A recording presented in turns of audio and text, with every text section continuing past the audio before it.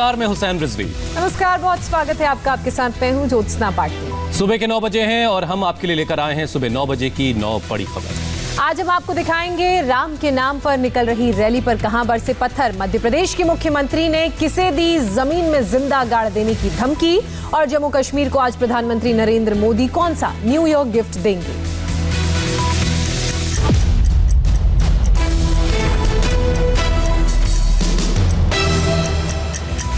सबसे पहले खबर उज्जैन से है, जहां राम मंदिर निर्माण को लेकर निकाली गई एक रैली पर पथराव की घटना हुई। घटना के बाद बात इतनी बढ़ गई कि इलाके में पुलिस बल की भारी तैनाती करनी पड़ी। तस्वीरें उज्जैन की बेगम बाग कॉलोनी की है, जहां से राम मंदिर निर्माण के लिए जागरण रैली गुजर रही थी। रैली को लेकर गली के लोगों ने पहले ऐतराज जताया, जिसे लेकर कहासुनी हुई। इस बीच कुछ लोगों ने पत्थर फेंकने शुरू कर दिए। हंगामा बढ़ता देख पुलिस ने हस्तक्षेप किया और स्थिति को संभाला। इस दौरान पुलिस ने एक शख्स को भी हिरासत में लिया, लेकिन हंगामा नहीं रुका। पथराव की घटना के बाद जिस तरह भगदड़ मची, इसमें कुछ लोगों को चोटें भी लगी। हंगामे के बीच कई वाहन भी टूटे फूटे मिले। देखते ही देखते इलाके में आक्रोश इतना बढ़ा कि पुलिस बल की भारी तैनाती करनी पड़ी। आपस में विवाद हुआ, विवाद के बाद कुछ पथराव की स्थिति आई थी। हम उनको चिन्हित कर रहे हैं कि जिनने इस तरह गड़बड़ की है और उनके खिलाफ हम कार्रवाई करेंगे। झगड़ा टाइप का हुआ था दो पक्षों के बीच में। उसमें एक दो लोगों को कुछ चोटें आई थी, मामूली चोटें आई थी, लेकिन कहीं भी कोई इस प्रकार की घटना जो है वो बड़ी नहीं हुई है। सारी चीज़ें जो है अंडर कंट्रोल हैं और पूरी परिस्थितियों पर मेरे द्वारा, एसपी साहब के द्वारा, पूरी टीम के द्वारा नजर रखी जा रही है। पुलिस के मुताबिक अब हालात नियंत्रण में है। पथराव करने वाले आरोपियों की पहचान कर धरपकड़ जारी है। मध्य प्रदेश के मुख्यमंत्री शिवराज सिंह चौहान का एक बयान सुर्खियों में है। शिवराज ने माफियाओं को जमीन में जिंदा गाड़ देने की चेतावनी दी है। सुन लो रे, मध्य प्रदेश छोड़ देना, नहीं जमीन में गाड़ दूंगा 10 फीट, पता नहीं चलेगा कहीं भी किसी। शिवराज सिंह चौहान का ये एंग्री अवतार दिखा होशंगाबाद में।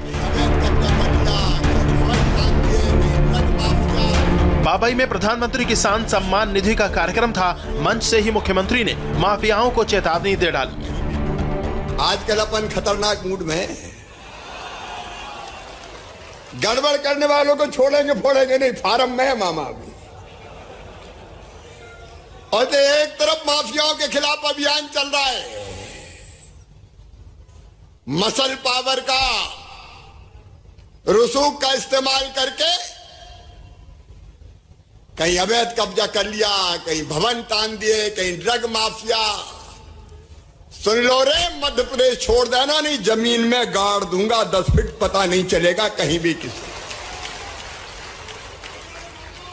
सुशासन का मतलब जनता परेशान ना हो। दादा, गुंडे, बदमाश, फन्ने खां, ये कोई नहीं चलने वाले। कुछ दिनों पहले शिवराज सिंह चौहान ने लव जिहाद पर भी चेतावनी दी थी और कहा था कि लव जिहाद जैसी चीज की तो बर्बाद कर देंगे।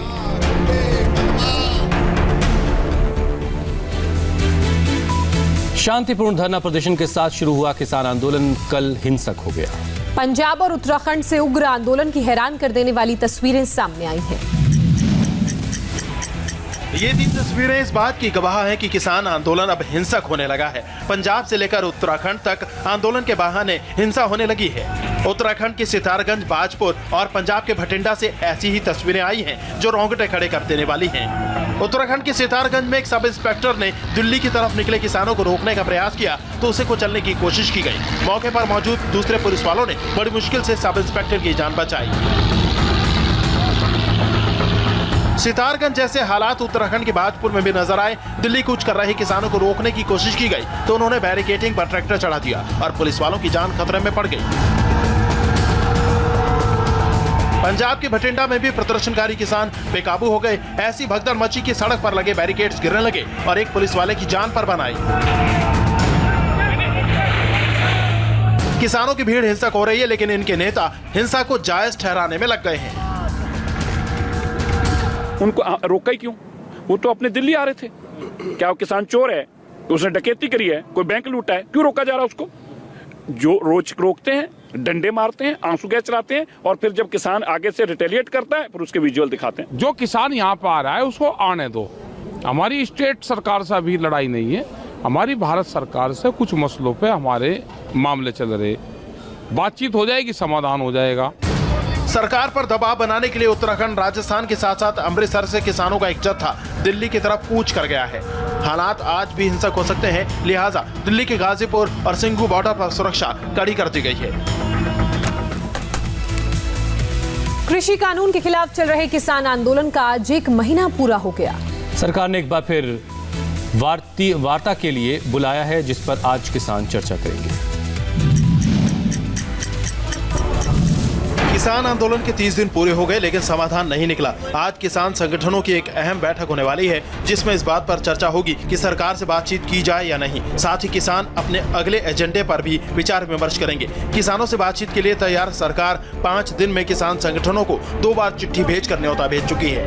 कुछ राजनीतिक दल जिन्हें देश की जनता ने लोकतांत्रिक तरीके से नकार दिया है, वो आज कुछ किसानों को गुमराह करके ये चर्चा नहीं होने दे रहे। सरकार का कहना है कि किसान जिद छोड़ें और बातचीत करने आए। उन सबको ये चाहिए कि वो आंदोलन का रास्ता छोड़कर टेबल पर वार्ता के लिए आए, प्रावधानों के अनुसार बातचीत करें। अगर प्रावधानों में कोई तकलीफ है तो माननीय प्रधानमंत्री जी ने बहुत विनम्रता पूर्वक आग्रह किया है कि सरकार उन पर चर्चा के लिए भी, विचार करने के लिए भी और संशोधन करने के लिए भी तैयार है। आखिर तो इस लोकतंत्र में बातचीत ही एक माध्यम होता है, जिद पकड़ना नहीं चाहिए। और ये जिद पकड़ के बैठे हैं कि नहीं ये करो तो मानेगा, नहीं तो नहीं मानेंगे, ये अच्छी नहीं है। इसलिए बातचीत की टेबल पर आना चाहिए। सरकार बार बार ऑफर दे रही है, लेकिन किसान संगठन नया कृषि कानून रद्द होने तक अपना आंदोलन खत्म करने के लिए तैयार नहीं है। ਕਿਹਾ ਵੀ ਅਸੀਂ ਕਿਸਾਨਾਂ ਦੇ ਸਾਰੇ ਇਸ਼ੂਆਂ ਤੇ ਗੱਲ ਕਰਨ ਲਈ ਤਿਆਰ ਹਾਂ, ਗੱਲਬਾਤ ਕਰਨ ਲਈ ਤਿਆਰ ਹਾਂ, ਬਾਤਚੀਤ ਕਰਨ ਲਈ ਤਿਆਰ ਹਾਂ। ਪਰ ਅਸੀਂ ਕਹਿੰਦੇ ਆ ਵੀ ਸਾਡੇ ਤਾਂ ਇਸ਼ੂ ਹੈ, ਇੱਕੋ ਹੀ ਇਸ਼ੂ ਹੈ ਸਾਡਾ, ਵੀ ਜੋ 3 ਨਵੇਂ ਖੇਤੀ ਕਾਨੂੰਨ ਹੈ, ਉਹ 3 ਨਵੇਂ ਖੇਤੀ ਕਾਨੂੰਨ ਸੰਵਿਧਾਨਕ ਤੌਰ ਤੇ ਵੀ ਉਹ ਗੈਰ ਸੰਵਿਧਾਨਕ ਹੈ ਤੇ ਕਿਸਾਨਾਂ ਦੇ ਹਿੱਤਾਂ ਤੇ ਸੱਟ ਮਾਰਨ ਵਾਲੇ ਹੈ, ਕਾਰਪੋਰੇਟ ਸੈਕਟਰ ਦੇ ਹਿੱਤਾਂ ਨੂੰ, ਇੰਟਰਸਟ ਨੂੰ ਪਾਲਣ ਵਾਲੇ ਹੈਗੇ। ਉਹ 3 ਕਾਨੂੰਨ ਰੱਦ ਕੀਤੇ ਜਾਣ, ਸਾਡੀ ਇਹੀ ਡਿਮਾਂਡ ਹੈ। ਇਹੀ ਸਾਡਾ ਇੱਕੋ ਇਸ਼ੂ ਹੈ, सिंगल इशू है, ऐसे और सारे इशू छाड़ते। कृषि कानून पर शंका दूर करने के लिए कल खुद प्रधानमंत्री ने भी किसानों को डायरेक्ट मैसेज दिया और कहा कि जो लोग चुनाव में नहीं हरा सके वो किसानों को गुमराह करने का काम कर रहे हैं। प्रधानमंत्री मोदी आज जम्मू कश्मीर की जनता को न्यू ईयर गिफ्ट देने वाले हैं। मोदी सरकार की ये सौगात जम्मू कश्मीर के हर गरीब परिवार के लिए एक लाइफलाइन है। मोदी सरकार की फ्लैगशिप योजना आयुष्मान भारत का आज से जम्मू कश्मीर में भी विस्तार हो जाएगा।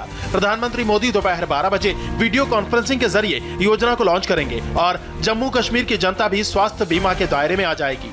योजना के तहत जम्मू कश्मीर के सभी निवासियों को मुफ्त हेल्थ इंश्योरेंस मिलेगा। हर परिवार को 5 लाख रुपए तक का मुफ्त इलाज मुहैया होगा। प्रधानमंत्री जन आरोग्य योजना के तहत आने वाले अस्पतालों में लोग इलाज करा सकेंगे। दुनिया की सबसे बड़ी health insurance scheme Ayushman Bharat योजना सितंबर 2018 में शुरू हुई थी। 26 महीने बाद ये जम्मू कश्मीर में लागू हो रही है। योजना का मकसद देश की 50 करोड़ आबादी को मुफ्त स्वास्थ्य बीमा मुहैया कराना है। कश्मीर को प्रधानमंत्री के गिफ्ट से एक दिन पहले गांदरबल में हिंदू मुस्लिम भाईचारे की एक मार्मिक तस्वीर सामने आई। गांदरबल के उसान इलाके में 90 साल के कश्मीरी पंडित नाथ जी भट्ट की मृत्यु हुई तो सैकड़ों की तादाद में स्थानीय मुस्लिम परिवार उनके घर पहुंचे। अर्थी को कांधा देने समेत सभी अंतिम क्रियाक्रम में कश्मीरी पंडित परिवार की मदद की। मिशन बंगाल पर लगी बीजेपी ने अपना मिशन असम अभियान भी शुरू कर दिया है। गृहमंत्री अमित शाह रात असम दौरे पर गुवाहाटी पहुंचे तो उनका शानदार स्वागत हुआ। मिशन असम पर निकले गृहमंत्री अमित शाह देर रात गुवाहाटी पहुंचे। असम पहुंचने पर गृहमंत्री की गाड़ी पर फूल बरसाए गए, स्वागत में दीप जलाए गए और लोक नृत्य से उनका ग्रैंड वेलकम किया गया। आधी रात होने के बावजूद बीजेपी कार्यकर्ताओं में जोश की कोई कमी नहीं थी।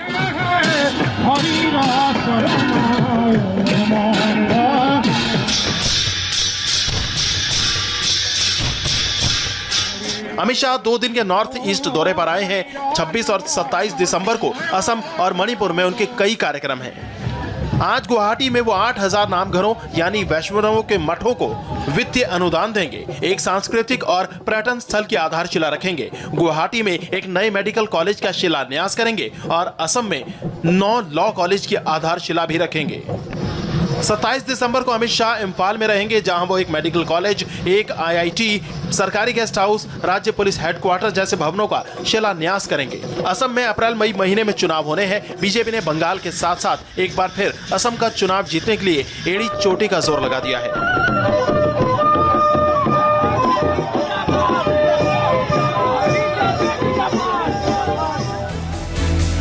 पश्चिम बंगाल में बीजेपी और TMC के बीच तनाव लगातार बढ़ता जा रहा है। बंगाल से लगातार हिंसक झड़प की खबरें सामने आ रही हैं। इसी बीच प्रधानमंत्री मोदी ने कहा, ममता की जिद की वजह से बंगाल को बड़ा नुकसान हो रहा है।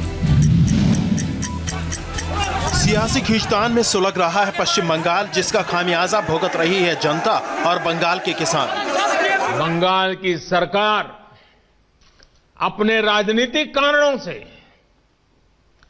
उनके राज्य के किसानों को भारत सरकार से पैसा जाने वाला है, राज्य सरकार को 1 कौड़ी का खर्चा नहीं है, फिर भी वो पैसे उनको नहीं मिल रहे हैं। पीएम मोदी जब बंगाल के किसानों का केंद्र का फंड रोकने पर ममता बनर्जी को जिम्मेदार ठहरा रहे थे, उसी वक्त पश्चिम बंगाल के कूच बिहार में तृणमूल कांग्रेस और बीजेपी के कार्यकर्ताओं के बीच झड़प चल रही थी। झड़प की शुरुआत बीजेपी के ममता बनर्जी के खिलाफ विरोध प्रदर्शन के दौरान हुआ। टीएमसी का आरोप है कि बीजेपी के उग्र कार्यकर्ताओं ने उनके दफ्तरों में घुसकर तोड़फोड़ की, जबकि बीजेपी कह रही है कि टीएमसी के लोगों ने उनके काफिले पर बम फेंके। बंगाल में जब यह हंगामा चल रहा था, तब ममता बनर्जी एक प्रेस नोट के जरिए केंद्र सरकार पर निशाना साध रही थी। ममता बनर्जी के मुताबिक केंद्र सरकार पश्चिम बंगाल का 85,000 करोड़ रुपया नहीं दे रही, इसमें से 8,000 करोड़ रुपए से ज्यादा तो GST का बकाया ही है। यानी बंगाल पर सियासी रस्साकशी, जमीन पर झड़प और जुबानी जंग, दोनों ही मोर्चे लगातार तेज हो रही है। मराठी भाषा के इस्तेमाल को लेकर महाराष्ट्र नवनिर्माण सेना का आक्रामक रुख एक बार फिर सामने आया है। इस मामले को लेकर MNS के लोगों ने ऑनलाइन शॉपिंग कंपनी अमेजॉन के वेयरहाउस में तोड़फोड़ की। क्रिसमस के दिन अमेजन के मुंबई स्थित गोदाम का हाल कुछ ऐसा था। MNS के दर्जन भर से ज्यादा कार्यकर्ता इस गोदाम में घुसे और तोड़फोड़ शुरू कर दी। वजह अमेजन से चल रहा मराठी भाषा के इस्तेमाल को लेकर विवाद, जिसमें पार्टी प्रमुख राज ठाकरे पर कानूनी नोटिस तक पहुंच गया है।